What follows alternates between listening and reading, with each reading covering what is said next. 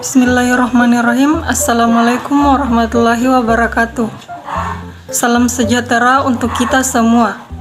Kami dari kelompok 8 beranggotakan 3 orang, yaitu saya Fitra Aulia Ramadhani, Sepriani Indrasari, dan Citra.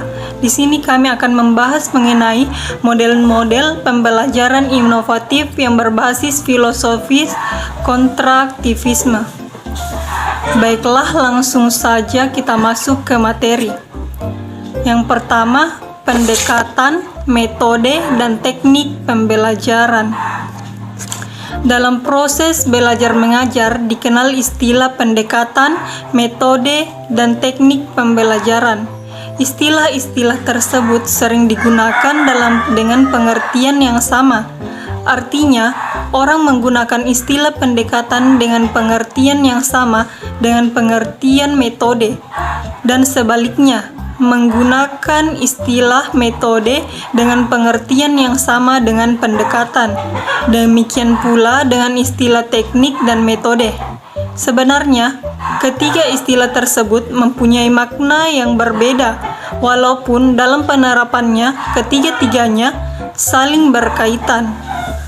Anthony dalam Ramelan 1982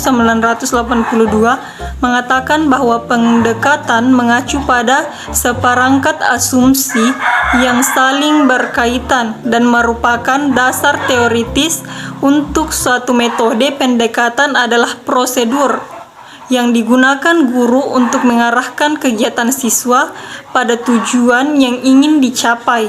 Misalnya pendekatan inquiry, menemukan sendiri pemecahan masalah, dalam Sujana 1993. Selanjutnya, metode pembelajaran inovatif. A. Reasoning and problem solving. Reasoning merupakan bagian berpikir yang berbeda di atas level memanggil retansi, yang meliputi basic thinking, memahami konsep, critical thinking atau menguji, menghubungkan, dan mengevaluasi aspek-aspek yang fokus dalam masalah, mengumpulkan dan mengorganisasikan informasi, memvalidasi dan menganalisis informasi, mengingatkan dan mengasosiasikan informasi yang dipelajari sebelumnya, menentukan jawaban yang rasional, melukiskan kesimpulan yang valid, serta melakukan analisis yang refleksi. Dan creative thinking atau menghasilkan produk orisinil, efektif, kompleks, intentif, presentasis, dan menerapkan ide. Selanjutnya, inquiry training. Dalam metode ini terdapat 3 prinsip kunci, yaitu pengetahuan yang bersifat tentatif atau menghendaki proses penelitian secara berkelanjutan. Manusia memiliki sifat ingin tahu yang ilmiah, atau menginvestasikan pentingnya siswa melakukan eksplorasi, dan manusia mengembangkan individuality secara mandiri, atau dalam artian kemandirian akan bermuara pada perjalanan jati diri dan sikap ilmiah. Bagian C, problem-based instruction. Problem-based instruction adalah metode pembelajaran yang berlandaskan paham konstruktivistik yang mengakomodasi keterlibatan siswa dalam belajar dan pemecahan masalah yang otentik. Dalam pemerolehan informasi dan pengembangan pemahaman tentang topik-topik, siswa belajar bagaimana mengkonstruksi kerangka masalah, mengorganisasikan dan menginvestigasi masalah, mengumpulkan dan menganalisis data, menyusun fakta, mengkonstruksi argumentasi mengenai pemecahan masalah, bekerja secara individual atau kolaborasi dalam pemecahan masalah. Bagian D, pembelajaran perubahan konseptual. Pengetahuan yang telah dimiliki oleh seseorang sesungguhnya berasal dari pengetahuan yang secara spontan diperoleh dari interaksinya dengan lingkungan.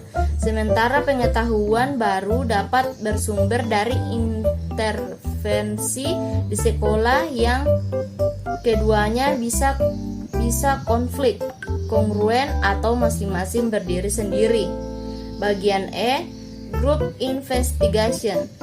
Ide metode group investigation bermula dari perspektif filosofis terhadap konsep belajar.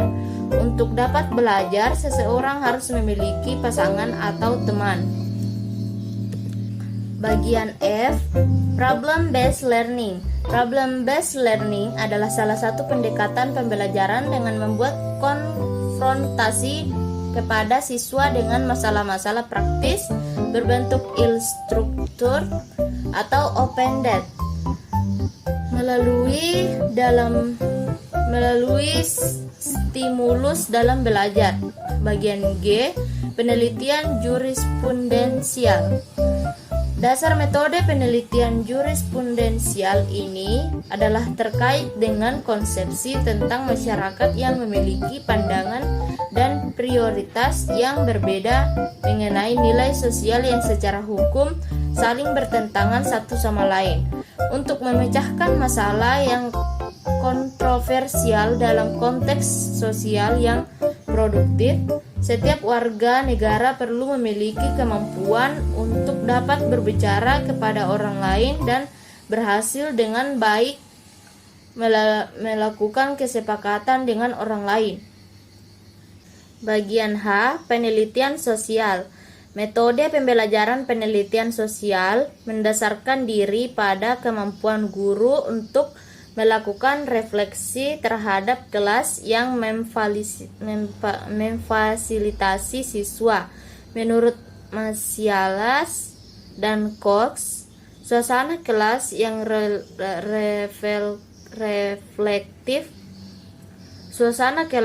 reflektif memiliki 3 karakteristik utama.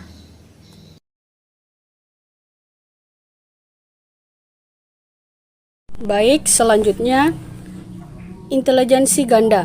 Di samping metode-metode pembelajaran inovatif di atas yang harus dikuasai dan diaplikasikan guru, ia juga harus memahami dan mampu mengaplikasikan teori intelijensi ganda. Dengan memahami teori intelijensi ganda ini, guru dapat membantu siswa dan meningkatkan kemampuan mereka.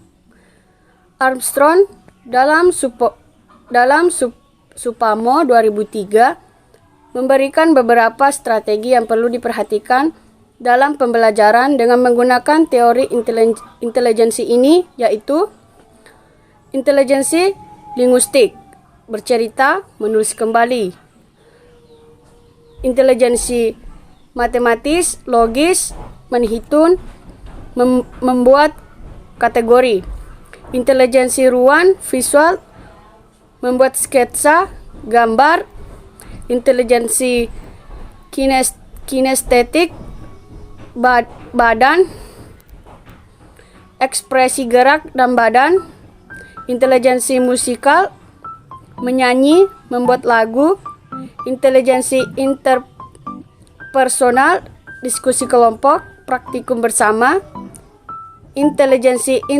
intrapersonal, berefleksi dan berpikir sejenak; intelijensi lingkungan, melihat lingkungan yang berkaitan dengan topik pelajaran; dan intelijensi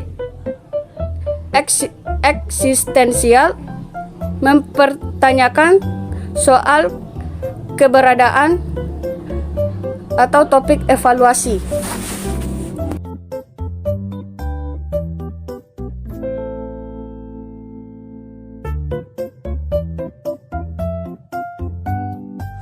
Kesimpulan, dalam proses belajar mengajar dikenal istilah pendekatan, metode, dan teknik pembelajaran. Istilah-istilah tersebut sering digunakan dengan pengertian yang sama. Artinya, orang menggunakan istilah pendekatan dengan pengertian yang sama dengan pengertian metode.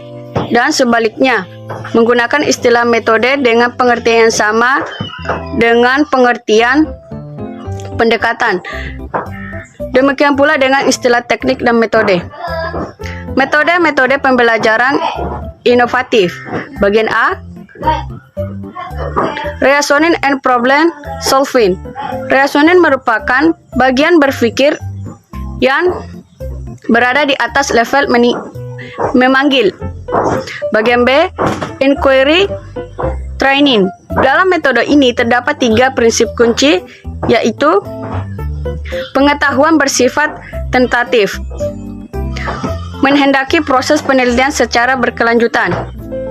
Manusia memiliki sifat ingin tahu yang ilmiah,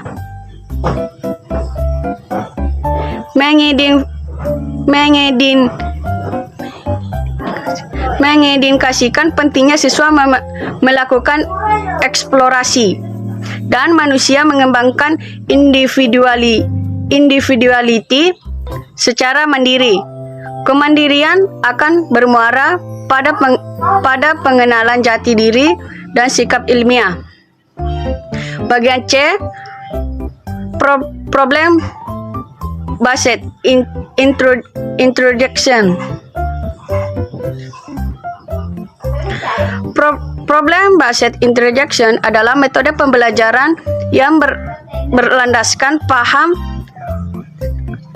konstruktivistik yang mengakomodasi keterlibatan siswa dalam belajar dan pemecahan masalah yang otentik. Bagian D, pembelajaran perubahan konseptual.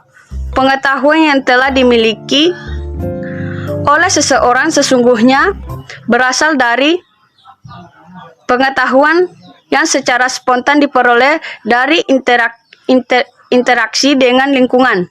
Bagian E, group investigation. Ide metode group investigation bermula dari perspektif filosofis terhadap konsep belajar. Bagian F, pembelajaran perubahan konseptual.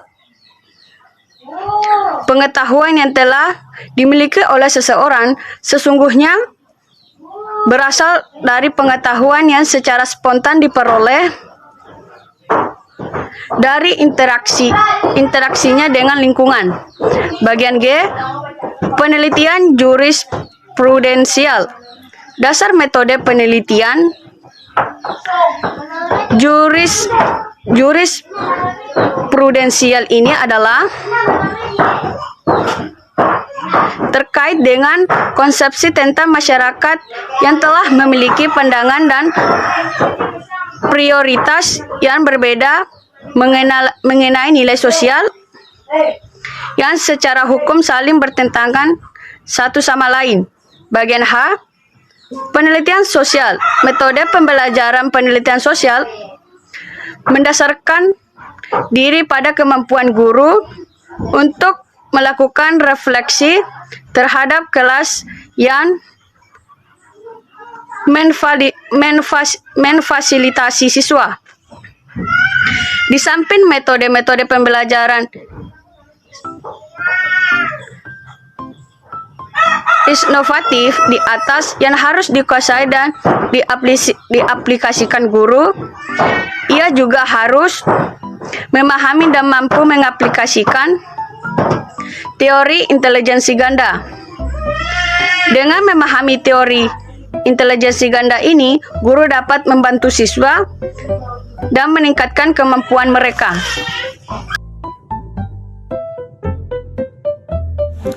Baik, itulah tadi pemaparan materi dari kelompok kami. Kurang dan lebihnya mohon dimaafkan. Saya akhiri dengan ucapan wabillahi taufiq wal hidayah. Wassalamualaikum warahmatullahi wabarakatuh.